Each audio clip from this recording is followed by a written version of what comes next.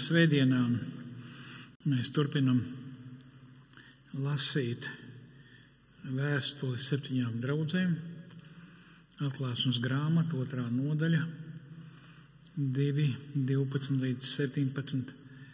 0 tolerance sinkrētistiem. 0 tolerance. Vispār nepaciest. Momentāli mest laukā. Nav svarīgi, cik viņi ir slaveni mācītāji, populāri sabiedrībā. Viņi ir vēzis. Vēzis draudzē. Vēzis draudzē. Sākumā it kā nekas. Cilvēks dzīvo viss ok, pēkšņi vienā brīdī skaties. Ja? Tātad 0 tolerance sinkrētistiem.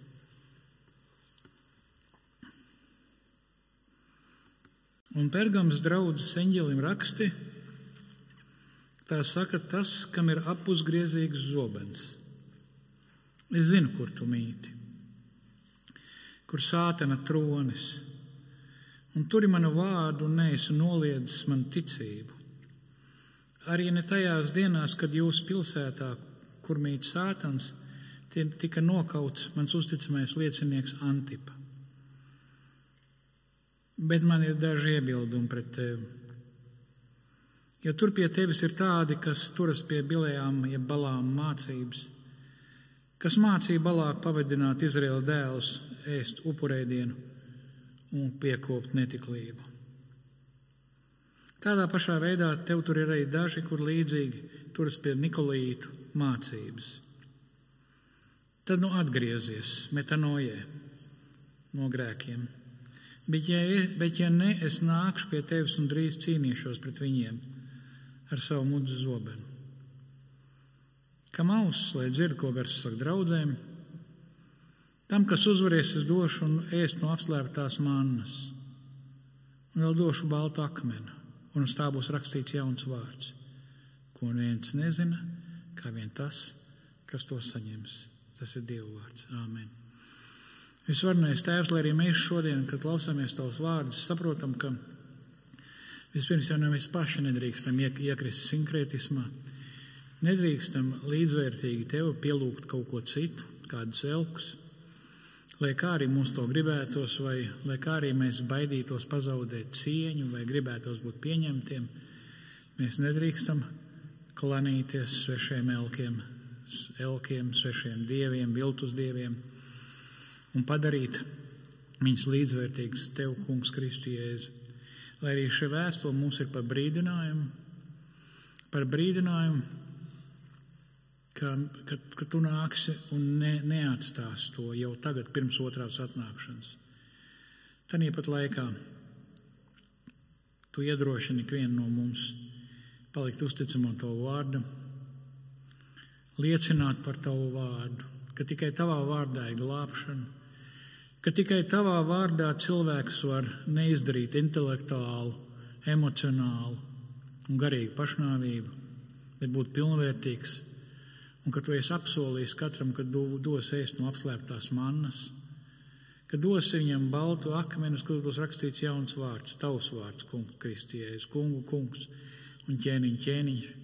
Un Tu apsoli katram, ka katrs, kas pastāvies līdz galam, ēdīs šo debesu mannu, šo jau apslēpto pagaidām mannu, šo kāzu ēdienu jaunajā Jeruzālemē pie otrās augšām celšanās līdz ar Tavu otro atnākšanu, lai tas mūs iedrošina pastāvēt. Un tas, tie, kas esam pakrituši vai šaubamies, lai nekavējoties atgriežamies. Āmen. Tātad atgādināsim, ka vispirms Atklāsmes grāmata neapšaubām ir tātad cirkulāra vēstule. Visa Atklāsmes grāmata ir vēstule. Tā ir viena liela vēstule visām 7 draudzēm. Tāpat laikā tur ir 7 uzrunas, kas parāda situāciju, kāda bija konkrētās draudzēs. Atcerieties svarīgi niansi, kad pieminēts pēc vārdiem ir tādā veidā, kā Romas pasniegs staigāja šo ceļu un iznēsāja pastu, ja? Un ir pieminēts, un vai nu draudz ir iedrošināta, vai draudz iedrošināta un brīdināta konkrētā situācijā, bet nobeidzās gars saka visām draudzēm: draugi, jums varbūt nav šī problēma, bet neesiet, kas saka, lielīgi un izlaidušies. Arī tas jums var būt, lai ziniet, ka to nedrīkst. Ja? Tāpat laikā mums jāatcerās, ka Atklāsmes grāmata, jau atgādināsim, ir sarakstīta tūdaļ pēc Nerona vajāšanas sākšanās. Ja, Nerona vajāšanas sākās 64. gadā novembrī. Atcerieties, tā spriešana ir tāda, kad ziemā neceļoja principā. Principā neceļoja. Ar kuģi noteikti ne, palasiet Pāvila vēstules pa vidusjūru, tajā laikā kuģi nebija tādi, bija vētras. Tagad domājams, kad 65. gada pavasarī, agrā pavasarī, ka varēja sākt ceļot, ka bija labāk šī ziņa, šī atļauja, šis, kā saka, zaļais karoks, zaļā gaisma tika iedot kristiešu vajāšanām. Ar ko atšķīrās Nerona vajāšanas no Domiciāna? Domiciāns, kas mums ir, atcerieties, imperators, viņš ir Vespasiāni, ja? Kur 68. gadā, kurš izdarīja Nerons pašnāvību sakarā, kad iesākās kas Romas pilsoņu karš, vai ne? Ko mēs redzam, kari nāks un tam līdzīgi, ja? Viņš izdara pašnāvību, beidzas Jūlija Klaudija, kā saka, ģimenes beidzas, vara nonāk pie Vespasiāna. Viņš no sākuma bija ģenerālis, kas bija aplencis Jeruzālemi. Interesants stāsts, sākās pilsoņu karš, viņš nezināja, ko viņš apstājās, viņš nezināja, ko darīt, tad cik 2-3 imperatori tur pusgadu laikā nāca pie varas un tika nogalināti, un tad Vespasiānu pierunāja, viņš te ilgi negribēja kļūt par imperatoru armiju. Viņš armijas iecelts, atnāca uz Romu un nokārtoja jautājumu. Un viņa dēls Tic, kas bija kopā ar viņu, pēc tam, kad pēc perioda, mēs pēc tam redzēsim, kā tas parādās Atklāsmes grāmatā, atkal sāk uzbrukumu ieņemšanu, Jeruzālēmas ieņemšanu, iekarošanu. Par nākamais imperators ir Domiciāns, pēc tam Trajāns. Domiciāna un Trajāna laikā attieksme pret kristiešiem bija sekojoša. Neapšaubām imperators nepacietīs savā priekšā nevienu, kas viņu nepielūdza.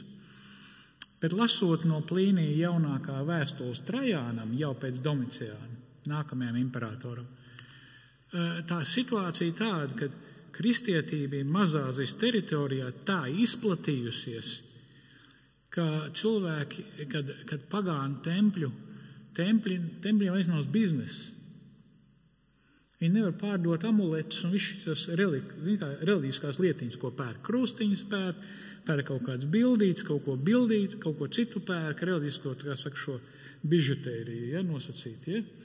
Nepirka vairāk cilvēki, kristieši. Un Trajāns, atcerieties, Plīnijs jaunākais, jūs neapšaubām atcerieties to vēstuli no galvas. Viņš saka imperatoru, viņš ir pārvaldnieks šai daļai. Viņš saka, viņš raksta, lai Trajāns viņam pateikt, tas ir ok vai nav, ko viņš dara. Viņš saka, mēs nevienu īpaši neķeram. Redziet, Nerons vajāja apzināti, tas bija spiediens, viss zaļā gaisma, jūdi palīdzēja, Sātana sinagoga, ja? Pēc mēs redzēsim, kādā veidā tiek atklāta. Trajāns laid back, tas ir atpūšās. Plīnijs saka, mēs nevienu nevajājam. Protams, ja mēs kādu dabūnam, viņam jāpienāk pie tavas bistes. Nerona laikā bija Nerons, ja? Sākot ar, ja, tātad ar laiku jau, sākot ar Jūliju Cēzaru un nākamie, tātad viss, kāpēc Cēzari? Jūlijs Cēzars, tas bija tik slavens imperators, ka visi sāk ņemt viņa tātad šo uzvārdu, kā Cēzars bija imperators, ja? Un no kurienes mums lai Cēzars ir Krievijai? Kaizar. Vācijā Kaizar, no šejienes viss kā vēsture, ja? Vārdi. Vārdiem ir nozīme. Un viņi arī bija augusti. Viņi bija dievišķi. Viņi bija jāpielūdz. Nerona laikā vajadzēja Nerona bistē iet klāt. Vai kaut kādai reliefam. Mums ir reliefi nofotografēti tādā laikā. var redzēt. Un Damacēl, un tātad Trajāna laikā Trajāna bistē. Jauns dievs, piepriekšējais dievs nomira. Piedzim jauns dievs, ja? Lai gan dievi kā nemirstot. Tad vai nu dievi mirst, vai nu šis nav dievs, ja? Es tā iemetu jums, lai garlaicīgi nebūtu. Atsakot, ja cilvēks piegāja, un viņam teica tā, Gunter, kam? Mēs tur tā kā nepiedalies mūsu ģildes, mūsu amatnieku svētkos, tu tur nepielūdz tos mūsu neēd kopā, to upurēto gaļu, kaut kas tam, nāc. Tagad tu atnāc, tev jānāk, ja tev pasaka, ja? Vai ne? Tev atved, vai tu atnāc. Saka, tu redzi, biste ir, ņem smaržvielu, iemet to guntiņā un saki, Trajāns ir kungs, Kīrijos un glābējs, Sotēros, neko vairāk. Kungs un dievs, Sebastus, viss, un ej mājās, un pielūdz, ko tu gribi. Un tu saki, nē, Gunter, Jāni, Pēter, Trajāns, viņš saka, ko? Mēs zinām, ka viņš ir dievs. Hi. Visiem bija hi. Redziet, padomu laikā mēs ņirgājāmies par sociālismu. Tagad jaunieši voukisti tic. Viņiem tā jauna reliģija, saprotiet? Apstulbināt. Mēs ņirgājāmies. Es pazīstu komjauniešu sekretārus, kas dzēra komjauniešu rautos Jūrmalā un citur Rīgā un smējās un teica par mūsu bezcerīgo lietu. Protams, publikas priekšā viss bija kā vajag. Personīgi pazīstu. Ja? Bet puikam bija, bet oficiāli, kā puisi? Tā ir spēles noteikumi. Mēs visi vienojamies ap ko? Ap kopīgu ideju. Pareizi. Ja nav šī kopīgā ideja, kas notiek ar tevi, kā tu domā? Jūdiem to nevajadzēja darīt. Viņi bija nopirkuši. Viņi teica, mēs par tevi imperatoru aizlūksim. Tu esi mūsu čels. Bet redzi, kristieši nebija. Un pārējiem visiem vajadzēja līdz ar to kristieši. Lūk, un ja cilvēks piekrit, viņi palaida mājās, bet ja nē, tad, ko tad? Trajāns saka, Plīnijs jaunākais saka, bet mēs jau zinām, ka īsti kristieši neatteicās. Gadās arī, ka īsti kristieši nobijās un atteicās. Būsim atklāti. Ja? Tātad tās ir tās atšķirības. Ja Nerona laikā bija prese, vienkārši prese gāja, slaucīja, ko var noķert, speciāli meklēja. Sarunas tur nebija, momentāli, ja? Tad Domiciāns un Trajāns jau tā laidback. Ja kādu noķert šeit, tā mums ir vokisms. Ja? Melnie dzīves svarīgas, visas dzīvības nav svarīgas. Sapratāt, ja? Viss saprat. Ja, iekļaujošie, ja nesat iekļaujošie, ko? Latvijā būs grūti dabūt darbu. Amerikā vairs nē, bet Latvijā jau grūti, jo mums jau vokisms iet vaļā. Eiropā vēl joprojām inerts pēc. Tā arī viņiem. Tā ir tā atšķirība. Ja? Tātad Nerons sākās vajāšanas. Un ko? Mēs redzam, ka kāds jau ir nogalināts. Ja? Kāds nav atteicies sludināt. Kāds nav atteicies no Kristus vārda. Kāds nav atteicies. Paskatieties arī tad lūdzu paskatieties pēc satura, tā kā var redzēt, ja? Uz nobeigumu uzrunu un ievadu uzrunu, tātad Kristus apusgriezīgs zobens, tātad 17. pants uzvarētājiem ir apsolījums, apslēgtā manna, balts akmens, jauns vārds jaunajā Jeruzālemē, iekaus tuvākās, tālāk tuvākās, tātad es zinu par tā uzticītām vārdam un par tiem, kas ir palikuši uzticītām vārdam līdz pat nāvei. Un pretī, tātad B-prim, ja nepaklausīs, tad nākšu cīnīties ar tevi un ar viņiem ar savu vārda zobenu, nākšu pie tevis. Ja? Un par vidu šī, tātad es zinu, ka tevi sinkrētisti mācītāji tomēr par spīti tam, ka daudz miruši atgriezies, izmet laukā viņas. Momentāli, ar kāju pa vienu vietu. Momentāli, ar kāju pa vienu vietu. Ja? Tāda tā situācija. Jūs pajautāsiet tagad, bet ja mēs lasām, es nākušu pie tevis, vai tad, ja mēs ticam Kristum, mēs esam atzimuši svētajā garā, vai mēs neesam jau Kristū, vai Kristus nav pie mums? Ja vēl vairāk viņš saka, es zinu, kā tev ir. Un atklāsmes grāmatā 1. nodaļā Kristus ir starp draudzes vidū, vai ne? Redziet, Kristus ir ar mums, bet nākšu pie tevis nozīmē, es nākšu tevi sodīt. Es tev nākšu tev piemeklēt. Ja, Kristus saka, es nākšu un sodīšu sevi. Un jūs teiksiet, ar mudu zobenu ar vārdu. Dievs ar savu vārdu radīja visumu. Dievs sakārtoja, kad Jeruzalem tiek nolīdzināta ar zemi. Ko es gribētu teikt? Neizaiciniet Kristu. Neizaiciniet, ja? Bet tiem, kas uzvar, tātad jauna dzīve, jaunā Jeruzalemē. Tātad uzruna, 12. pants, kuram no mutes iziet apusgriezīgs zobens. Un Pergamas draudzes eņģelim rakstā saka tas, kam ir apusgriezīgs zobens. Un tālāk viņš raksta, es zinu, ka tu mīti tur, kur Sātana tronis, tur mana vārdu un neesi noliedzis man ticību. Pergama bija viens no šiem centriem, kas pirmais uzbūvēja imperatoram. Tātad templi, speciāli bija dievekļiem dažādi templi, dažādi elki, bija arī atsevišķi imperatoram. Un tā politika bija apmēram tāda. Vismaz reizi vai pāris reizes gadā jums vajadzēja parādīties imperatoru bistes priekšā visiem bez mazai. Tā pa daļai, ja? Vajadzēja parādīties kaut kādā veidā, vienā vai citā veidā un parādīt, izrādīt savu lojalitāti. Plus bija tā saucamās ģildes svētki, ģildes kopīgās dzeršanas, simpozija, bija spēles. Ja jūs gribējāt piedalīties sabiedriskajā dzīvē, būt apritē, uzņēmēja darbībā, jebkurā darbībā, jums tur bija jāpiedalās. Un tas viss neapšaubām notika ap imperatoru bisti, ap dievekļiem, un pirms jūs ēdāt, pirms sākās dzeršana un orģijas un meitenes un kam zēni, un katram pēc izvēles, ja?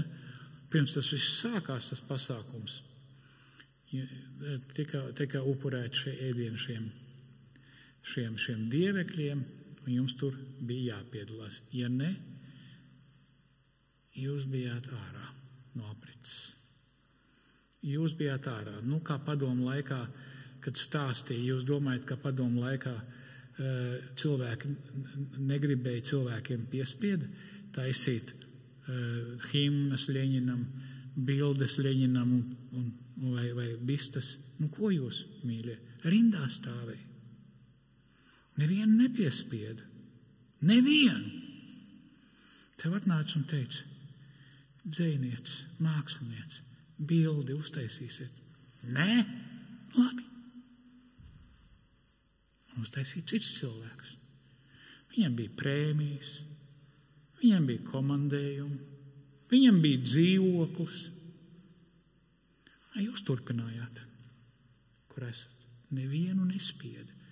Stāvēja rindā tāpat kā tagad uz kultūra kapitāla fondu. 1 pret 1. 1 pret 1. Ja? Dzejnieki vispārējie, režisori. Un lūk, bija tas pats. Jūs varētu izvēlēties, kas bija, kam to nevajadzēja darīt un kas varēja tomēr būt biznesā. Jūdi. Viņi bija nopirkuši tiesības. Mēs sakam, mēs Jeruzalemē. Mēs Jeruzalemē pat tev imperatoru pielūgs. Nomaksāja, protams. Draudzējās, nomaksāja. Kā mēs lasījām, bija savu cilvēku, vai ne? Strādāja uzmanīgi, ja? Un Kristus zina par tavu uzticību viņu vārdam un par taviem pirmajiem asins lieciniekiem, martīriem. Es zinu, ka tu esi uzticams. Es zinu, ka tu turpini liecināt. Es zinu, ka tu pastāvi. Es zinu, ka tu neatsakies. Un tieši tāpēc mans pirmais uzticamais liecinieks Antipa. Antipa var būt konkrēts cilvēks, vai arī sinonīms, vai arī tā kā mēs sakām, simbolisks vārds, jo Balāms un Nikolitīni ir simbolisks vārds mācībai. Ja? Un Antipa nozīmē viens pret visiem. Mums nav vēsturē uzticama dokumentu, vai Antipa tāds bijis. Mēs to nezinām. Ir leģendas, ko vēlāk pagrābuši no atklāsmes grāmatas, arī kristīgie tā laika vēsturnieki. Tad tie var būt vienkārši Antipa, viens pret visiem. Tas ir Antipa. Tu nepakļāvies, tu esi pret. Tu esi Antipa. Ja? Tu neesi noliedzis manu ticību. Kristus zina, tāpat laikā, kad to tolerē, man ir daži iebildumi. Cik labi, man ir daži iebildumi tikai. Man nav daudz, bet man ir daži iebildumi, jo tu tolerē Balāmu. Jūs varbūt atcerieties, ka tad, kad Izraels tuvojās, lai izgāja laukā izgāja 40 gadus caur tūkstnesi, jau tūlīt pāries pāri Jordānai, ja, bija austrumu krastā, Balaks teica, šitie mani noēdīs dzīvu. Un viņš pasauc Balāmu pravietu, ko lai Balāms viņus nolāda.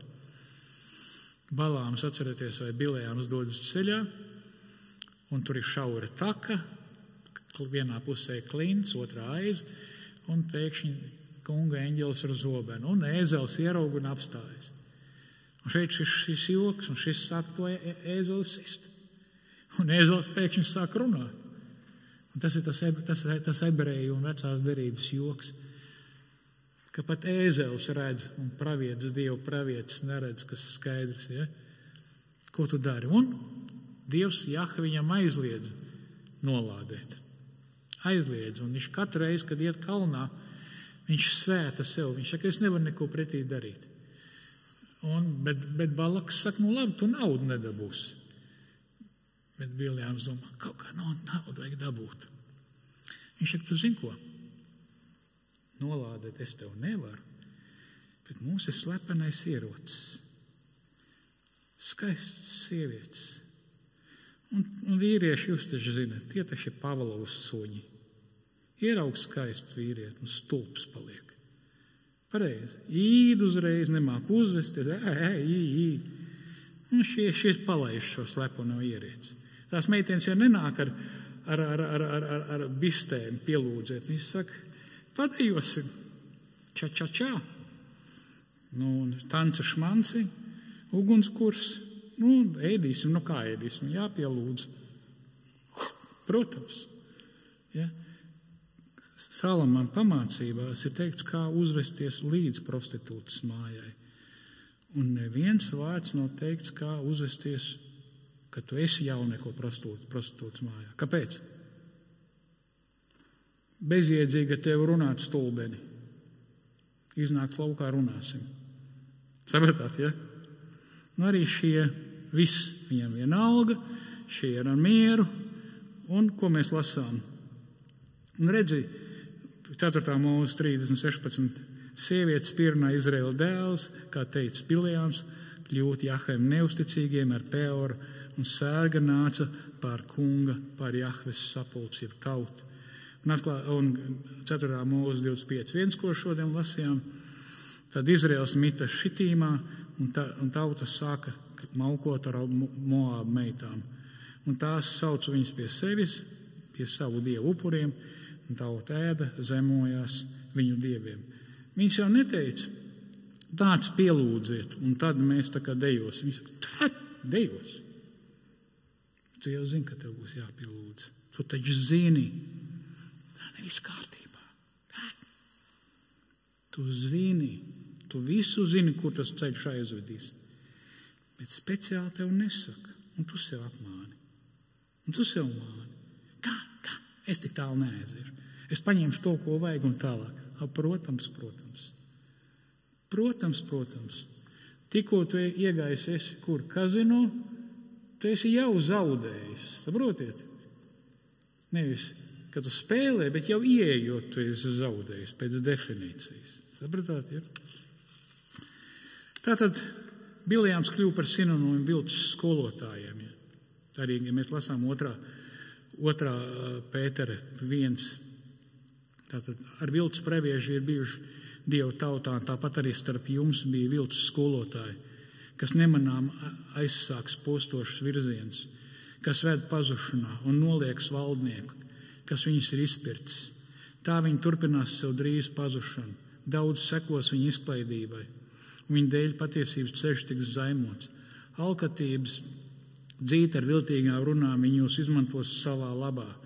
Sots viņas kops senlaikiem jau gaida, un viņa pazušana nesnauž. Viņa acīs ir laulības pārkāpšanas pilns, nemitīgi tiedzas grēkot. Viņai aizvilina nepastāvīgas dvēseles, viņu sirds ir vingrināts alkatībā. Viņi ir lāsta bērni, kas aizmaldījušies, pametuši taisno ceļu un sākuši iet Bileām Beora dēla ceļu, kas iekārojas saņemt algu par nelietībām. Tātad šie viltus skolotāji.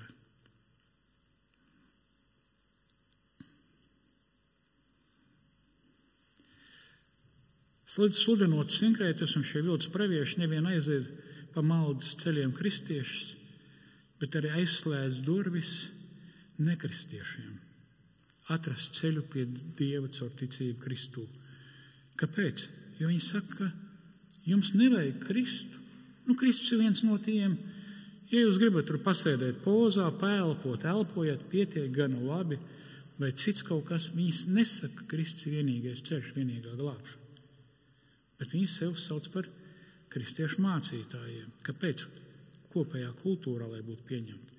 Viņi nesaka atklāt, esmu budists. Budisti ir labāk par viņiem nekā šitie puskoku lēcēji.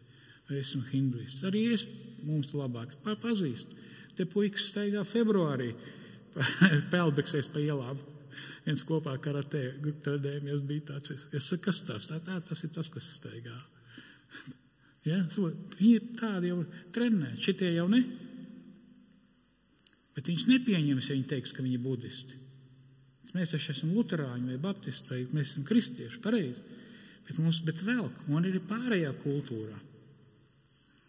Bija tāda saruna kādreiz, bija preses klubā diskusija, un nekristietis numur 1 par sinkrētismu pravieti Izabeli.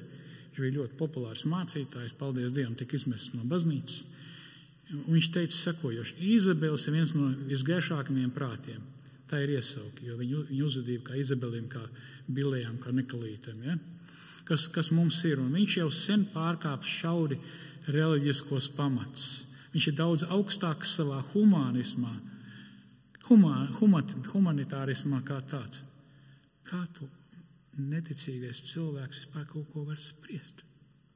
Ja? Būtu jautājums. Kā to zini? Un kad pret tādiem cilvēkiem nostājas, varbūt tas ir arī labi. Jo mēs redzam, kas tad ir arī tie otrie. Nekristiete par sinkrētistu Jezebeli. Jezebels, manuprāt, ir pār par šiem reliģiskiem rāmjiem, kurš ir augstas raudzes dvēseli gans viņš. Visaugstākās manā uztverē. Es Jezebelim ticu vairāk nekā klasiskam garīdzniekam, jo tāpēc es šeit redzu vēlmi palīdzēt palikt gaišākiem. Kā tumsas cilvēki, kas ir tumsā, zina, kas ir gaišākiem. Lai būtu progresīvs, lai pateikt, kas ir gaišāks, kas tev jāzina? Kāda ir absolūtā gaisma? Un tikai tad tu vari noteikt. Un ja tev no absolūtā gaisma, par ko tu runā? Ja? Par krēslām? Nekristietis numur 1 atkal. Jezebelim ir spējis palīdzēt daudziem citiem. Cik daudz dvēseles viņš ir salabojis? Vārdu tiešā nozīmē. Salabojis. Viņš nav aizvedis pie Kristu. Viņš ir palīdzējis cilvēkiem dzīvot ar grēku. Nepielūgt Kristu. Ja? Nekristietis numur 2. Jezebels ir arī domātājs pēc būtības. Tas ir kaut kas vairāk. Nekristietis 3. secina. Jā, gaišs cilvēks. Un Jezebels pazīst jau sen. es lasīju viņu iekšējo korespondenci, un kā es atcerosies precīzi, tā saruna apmēram bija vai nu viņu skolotājiem, bijušiem fiziķim, vai viņi pielūdz to fiziķu, pielūdz visu, es jau arī biju antropozofijā, es jūs už zinat. Un pārējie, vai nu viņam, vai nu savai grupī, viņš saka, ka ja mēs turpināsim sludināt kristīgo mācību, mūs neklausīsies. Es domāju, bingo, Jezebel. Bingo. Tā nav mīlestība. Bet varbūt tu nekad neesi zinājis patiesību, tad es tev nevaru pārmest. Pareizi. Varbūt tu nekad neesi zinājis patiesībā, ka Kristus glābi. Patiesība tas, ka tu centies pat tad, ja tev nepieņems pateikt, paklau, Kristus tap par cilvēku, lai tevi izglābtu.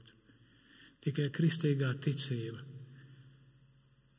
ir ticība, kurā nav jāizdara garīgs, intelektuāls, emocionāla pašnāvība. Tikai tā ir patiesa mācība, patiesa ticība dvēseles glābšanai. Un 16. Atgriezieties no šo skolotāju tolerēšanas draudzē, tad nožēlo grēkus un atgriezies. Bet ja nepaklausīs, Kristus nāks, cīnīsies ar viņiem ar savu mutes zobenu. Nāks un cīnīsies, piemeklēs draudus, nāks ar sodu. Tas ir nopietnas brīdinājums. Uzvarētājiem tiks dots ēst no apslēptās mannas, tiks dots balts akmens un jauns vārds. Apslēptā manna, tā ir tātad šī manna, ko ir tuksnesī, un tas arī metaforisks apzīmējums beigu laika sadraudzībai un identifikācija ar Kristu, kur baudījis draudzi jēru kāzu mīlestā jaunajā Jeruzālemē. Ja uzvarēs savu tolerances grēku pret vilces skolotājiem, sinkrētistiem mācību un atteiksies piedalīties pagānu veltītās dzīrēs. Tātad Kristus liek izvēlēties draudzē vai nu ēst upurēdienu un piekāpt netuklību, vai tolerēt šos vilces skolotājus, vai palikt uzticamiem Kristum. Tad pat laikā tiks dots balts akmens. Šis balts akmens cilvēki domā, kas tas varētu būt. Visdrīzāk tas ir, šis akmens parasti asociējas ar attaisnojušu balsojumu. Ja mēs skatāmies apostoļu darbos 26:10, ja jūs varētu atvērt, tad tur ir interesanti vārdi. To Jeruzālēmēs arī darīja. Tātad viņš vajāja kristiešus un saņēmis no virspriesteriem pilnvaru daudzus svētos esmu slēdis cietumā, ka tie bija jānogalina. Arī es par to balsoju, bet balsoju tur ir divi vārdi. Katafēro un mest lozi psēfos. Ja? Es metu akmeni. Viņi meta akmeni. Domājams, ka bija balts un melns akmens un meta akmeni. Ja? Kādā veidā, kā tā loza met, es to nemāku pateikt. Tātad šis baltais akmens visdrīzāk ir šis attaisnošais, šis pieņemošā ideja, kad tev ir balts akmens, tu esi pieņemts. Tev dzēni, tev nekur nepieņem, tev pieņems tevi, ja tu paliksi vārdā, tevi pieņems jaunajā Jeruzālemē. Kas tas par vārdu? Visdrīzāk tas ir kungu kungs, jeb kungs. Tāpat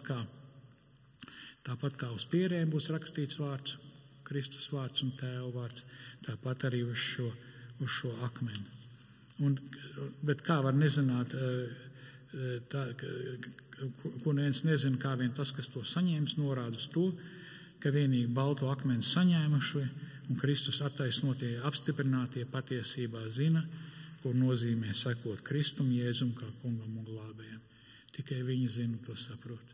Tikai viņi ir piedzīvojuši šo sadraudzību ar Kristu. Pasaule ienīst un apsūdz kristiešus, un pasaule netiks ielaist jērkāzu mīlestā. Vilces skolotāji, sinkrētisti un viņa sekotāji arī ienīst un apsūdz kristiešus, un netiks ielaist jērkāzes mīlestā Jeruzālemē. Bet bailīgiem, neticīgiem, pretekļiem, atklāsmes grāmata 28, slepkavām, burviem un elku pilvūdzējiem, visiem meļiem būs daļa degoša uguns un sēra ezerā, kas ir otrā nāve. Lūk, iedrošinājums, arī brīdinājums. Āmen. Būsiet mīļi gaidīt uz mūsu draudzes dievkalpojumiem svētdienās Lāčplēša ielā 37.